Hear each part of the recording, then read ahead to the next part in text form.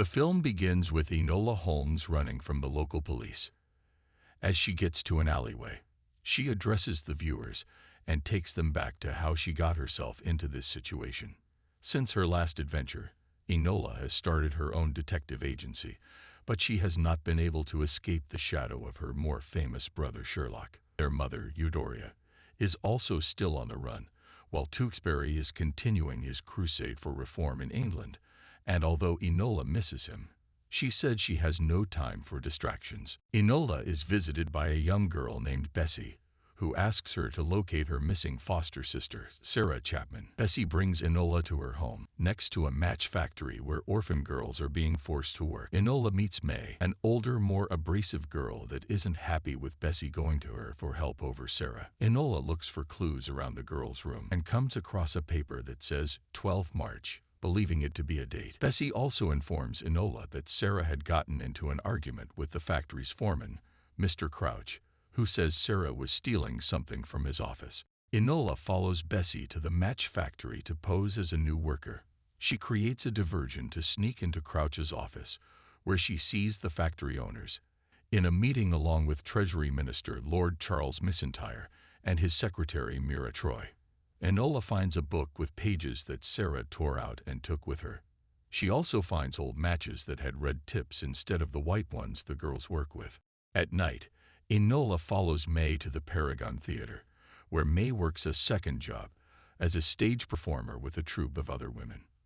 When Enola goes investigating in the dressing room, May confronts her with a knife, but she doesn't give Enola any information she wants about what Sarah was doing in Crouch's office. However, she does manage to bribe the stage manager into talking, as Sarah also worked there and was involved with a mysterious man. The manager gives Enola a poem that Sarah received. As Enola walks alone, she is followed by a man with a cane. She walks faster until she runs into Sherlock being thrown out of a pub, as he is too drunk to stand on his own and requires Enola's help to get home. After bringing Sherlock back to his home, Enola sees a board in his office over his latest case that has him stumped. In the morning, Sherlock deduces that Enola was working in the match factory due to the residue under her fingernails, and he becomes concerned that she is in danger. Enola leaves and later runs into Tewkesbury in the park, where it's clear they still have feelings for one another. She then reviews the poem again, and finds that it's a coded message that reveals a location in Whitehall. Enola arrives at the address and finds signs of a struggle. She then comes across May, dying from a stab wound. Despite her efforts to help, May doesn't make it. On her person, Enola discovers sheet music titled The Truth of the Gods. She is then found by Inspector Lestrade, who shows up with Superintendent Grail, the man that was following Enola the night before. Grail accuses Enola of killing May, and when he continues to question her, she kicks him in the groin and makes a run for it, leading to the opening scene where she's being chased by cops. She escapes and ends up hiding at Sherlock's place again, just after Lestrade had paid him a visit. Enola questions him about his current case, and Sherlock admits it involves bribery and blackmail among government officials, but he cannot deduce the source of these crimes. When she brings him her findings, Sherlock decides to solve the Sarah case as well and urges Enola not to let her personal feelings get involved. While both Holmes' siblings look for clues, Sherlock goes to the apartment where May was murdered, and Enola finds clues based on the names of flowers, and she finds the name Sweet William. Enola finds out a ball is taking place where she may find Sarah's lover, so she goes undercover. When she tries to speak to the Lyons family, she is turned away for speaking without a chaperone. Enola ends up meeting Mira, who is kind to her and gives her a fan to impress the other guests. She runs into Tewkesbury and asks for his help in learning to dance. Upon further inspection, she finds that Sweet William refers to none other than William Lyon. She dances with him to try and get more information on Sarah, but William tells her people are watching them. At the same time, Tewkesbury dances with another girl Enola met named Cicely. Meanwhile, Sherlock deduces that his clues have led him to decipher a message. Good to meet you, Sherlock Holmes, As well as finding a name from the account numbers, he gathered Moriarty. Enola is arrested at the ball in front of everyone and brought in for questioning by Grail. He tells her not to get involved any further in Sarah's case, leading Enola to realize he is working for someone bigger. Sherlock goes to bail Enola out, but Grail attempts to hold her on his supposed evidence. Sherlock hits back with his own findings from the crime scene, figuring that one of the guards at the station might have been involved in May's murder, and seemingly figuring Grail's own involvement. Sherlock has no choice but to go to Eudora and Edith for help, as Enola is being escorted to a women's prison. The ladies stage a breakout and take Enola with them.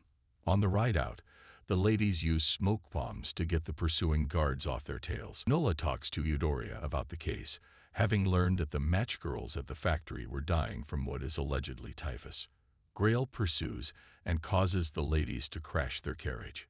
He attempts to have all three arrested, but they kick the guards' butts and get away again. Enola then tearfully parts ways with Eudora again so that she may complete her mission. Enola returns to Bessie and finds nearby flower pots containing traces of red and white matchstick tips. She figures that the white tips contain phosphorus, which is the actual cause of death for the girls at the factory. Enola goes to Tewkesbury for help, but has to hide when Cicely shows up, as she was already working with Tewkesbury on the case. Enola slowly realizes that Cicely is really Sarah and that William was her secret lover.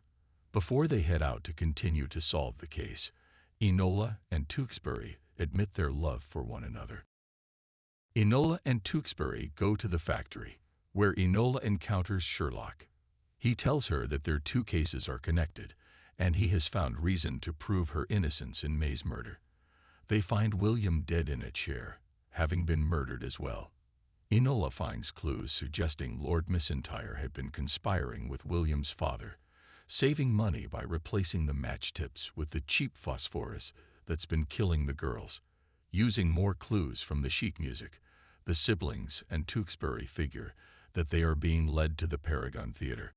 The heroes meet Sarah at the theater, where Enola has to break the news of William's death to her. Sarah has a list of the girls who were killed by the phosphorus to make sure they receive justice. They are found by Grail and his goons, with Grail holding Bessie with a knife to her throat. Bessie bites his hand and runs free, leading to a fight between the heroes and villains. Sherlock and Tewkesbury fight the goons while Enola is chased by Grail. In the fight, Enola uses a hook to ensnare Grail by the groin and pull him upward, causing him to smash his head and break his neck against a wooden beam before he falls down dead. McIntyre and his own goons show up with Lestrade, and he orders for Sarah to be arrested. Enola and Sherlock then gather all their information and conclude that the mastermind behind everything was Mira, aka Moriarty.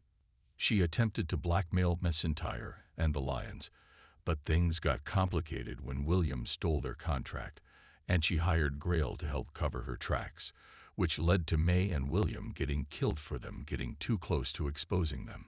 Lestrade arrests Moriarty, but Mcintyre burns the list of girls' names to save his own skin. Enola returns with Bessie and Sarah to the factory, where they expose the girls' deaths and lead a revolt against Crouch and the other employers. The girls all walk out in protest, which Eudora and Edith watch and know that Enola is responsible. Sherlock visits Enola and presents her with a newspaper saying that Tewkesbury has helped gather enough evidence to have Mcintyre arrested. While Sherlock offers her a partnership, Enola declines but agrees they should meet every Thursday at 4. As she leaves, Sherlock is met by Edith, who gives him a newspaper that shows that Moriarty has escaped custody and is on the loose. Enola then goes out on a date with Tewkesbury. Thank you for watching. Hope you enjoyed, and please don't forget to like the videos and subscribe to my channel for more videos and updates.